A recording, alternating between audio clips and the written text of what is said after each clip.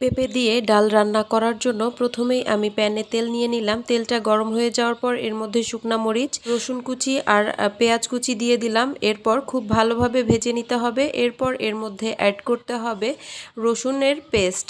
এরপর আরও কিছুক্ষণ ভেজে নিয়ে এর মধ্যে সামান্য একটু হলুদ গুঁড়া দিয়ে একটু ভেজে এর মধ্যে সামান্য একটু পানি অ্যাড করে মশলাটা খুব ভালোভাবে কষিয়ে নিতে হবে। এরপর যখন মশলা কষানো হয়ে যাবে এর মধ্যে দিয়ে দিতে হবে আগে থেকে ধুয়ে রাখা মুসুর ডালটাকেও সামান্য কিছুক্ষণ ভেজে নিয়ে এর মধ্যে দিয়ে দিতে হবে পেঁপে। আমি এখানে মাঝারি সাইজের একটা পেঁপে কেটে নিয়েছি ছোট ছোট টুকরো করে।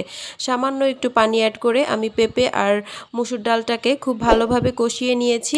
এরপর এর মধ্যে পানি অ্যাড করতে হবে। এরপর ঢাকনা দিয়ে ঢেকে রান্না করে নিতে হবে। যখন পেঁপে আর মুসুর ডালটা খুব ভালোভাবে সিদ্ধ হয়ে যাবে তখন এর মধ্যে 2-3টা কাঁচামরিচ অ্যাড করে দিতে হবে। এরপর 2-3 মিনিটের মতো জাল দিয়ে নামিয়ে নিলেই রেডি হয়ে যাবে মজাদার পেঁপে দিয়ে ডাল।